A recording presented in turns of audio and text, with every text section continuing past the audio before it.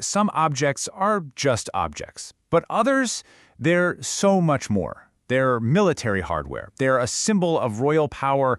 They're an engineering marvel. And yeah, they're a battleground for gender politics. We are, of course, talking about the high heel. And let me tell you, its story is way more surprising than you probably think. So let's just jump right in with a little riddle. I want you to picture a Persian cavalryman from the 10th century, thundering across the plains, bow and arrow ready. Got it? Okay, now picture a modern CEO, striding confidently into a boardroom. What on earth could possibly connect these two people, 1,000 years apart? The answer is on their feet. Yup, the high heel. Both of these figures have relied on heels as a critical tool of their trade. And this right here shows us that this story isn't just about fashion. It's about function, it's about power, and it's about how the meaning of an object can do a complete 180 over time. To really understand this, we need to go back, way back, to the beginning. And trust me, the beginning has absolutely nothing to do with glamour and everything to do with warfare. You see, the original high heel was pure military technology. Seriously. For those Persian soldiers back in the 10th century, that little heel on their boot was a life-saving device. It locked their foot into the stirrup, which meant they could stand up, stay stable, and shoot their arrows with way more accuracy. It was all about being a better soldier. So for centuries, the heel was just a practical tool for guys on horseback. But then, in the early 1600s, some Persian diplomats show up in Europe, and the European aristocrats just lose their minds over their heeled shoes. They didn't see military gear, they saw something exotic, powerful, and super masculine. And this trend just exploded, reaching its peak with France's King Louis XIV, who turned the high heel into the ultimate status symbol. He even made it a rule that only his inner circle could wear red heels. And this quote really gets to the heart of why Louis was so obsessed with them. See, the king was only about 5'2". He used every trick in the book to look powerful. As Thackeray points out here, the shoes, the giant wig, the cloak, they literally elevated him. They turned a small man into a king who looked down on you. For the rich and powerful men of that era, heels meant authority. Period. But then, well, everything changed. Men just stopped wearing heels. And this object that for centuries screamed masculinity started to mean something completely different.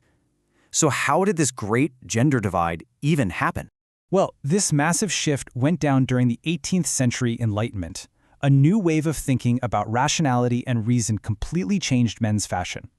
It's actually called the Great Male Renunciation. So men's heels got lower, broader, sturdier, practical shoes for a serious man. At the exact same time, women's heels went in the opposite direction. They got thinner, more delicate, more decorative. They became a symbol of impracticality, signaling that the woman wearing them was part of a leisure class and didn't have to do any actual work.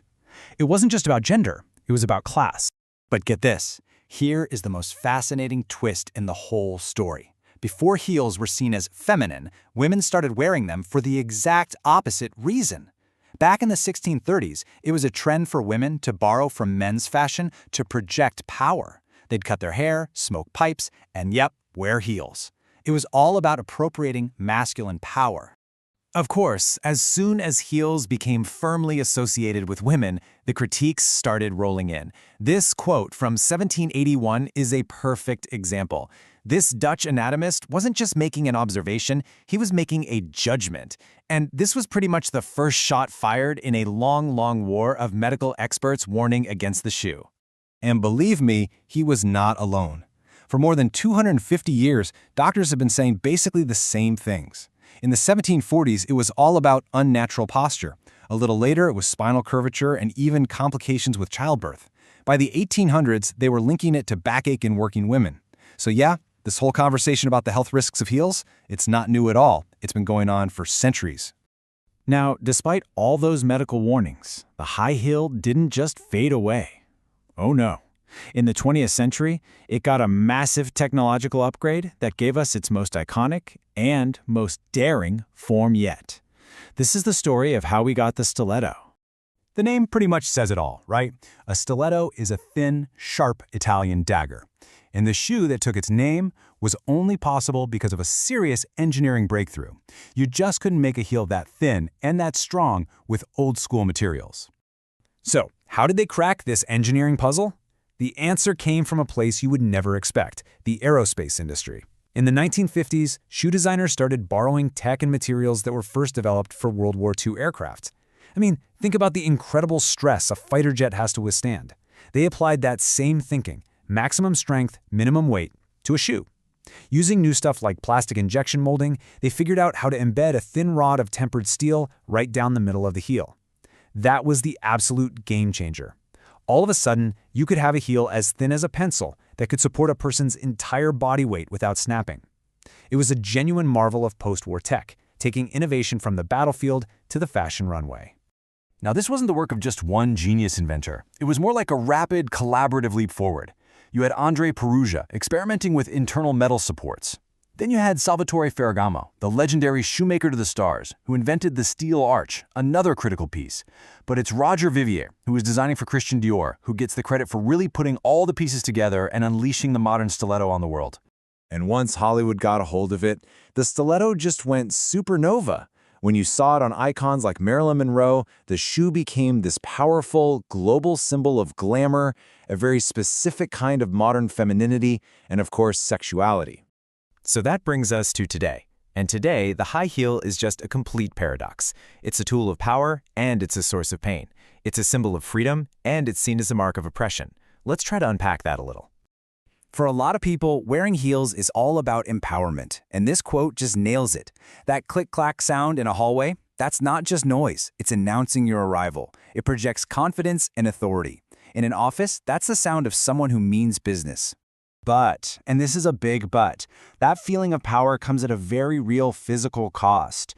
Modern science has basically just confirmed everything those doctors were warning about back in the 18th century. Wearing them long-term can lead to a whole list of painful, sometimes permanent problems, from bunions and foot deformities all the way up to serious spinal issues. This tension between power and pain gets especially intense when we talk about the workplace. For decades, a lot of employers have required women to wear high heels as part of the uniform.